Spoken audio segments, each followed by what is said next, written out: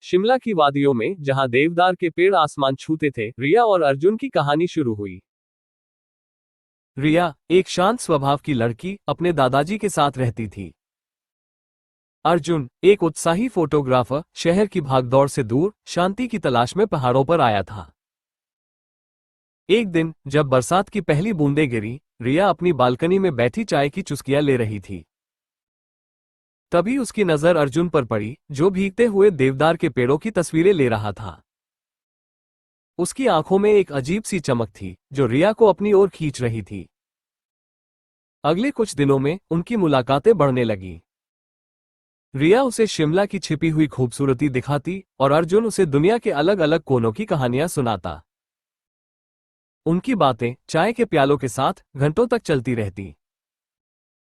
रिया को अर्जुन की सादगी और उसकी आंखों में छिपी गहराई पसंद आने लगी, और अर्जुन को रिया की मुस्कान और उसकी बातों में छिपी समझदारी भाने लगी। एक शाम जब सूरज पहाड़ों के पीछे डूब रहा था, अर्जुन ने रिया को एक ऊंची पहाड़ी पर ले गया। वहां से पूरा शहर जगमगा रहा था।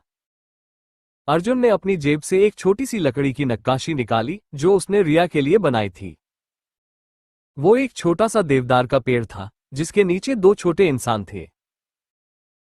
रिया, अर्जुन ने धीरे से कहा, जब मैं पहली बार यहां आया था तो मैं खोया हुआ महसूस कर रहा था। लेकिन तुमसे मिलकर मुझे एक नया रास्ता मिला। तुम मेरी शांति हो, मेरी प्रेरणा हो। क्या तुम मेरी जीवनसाथी बनोगी?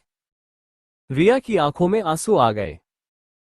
उसने अर्जुन की आंखों में देखा और बिना कुछ कहे उसने अपना हाथ उसके हाथ में दे दिया। उस पल बरसात की हल्की फुहारें फिर से शुरू हो गईं, जैसे प्रकृति भी उनके प्यार को आशीर्वाद दे रही हो। उन्होंने एक दूसरे का साथ निभाने का वादा किया, पहाड़ों की तरह मजबूत और बरसात की बूंदों की तरह पवित्र। उनकी प्रेम कहानी शिमला की वादियों में देवदार के पेड़ों और बरसात की बूंदों के बीच हमेशा के लिए अमर हो गई।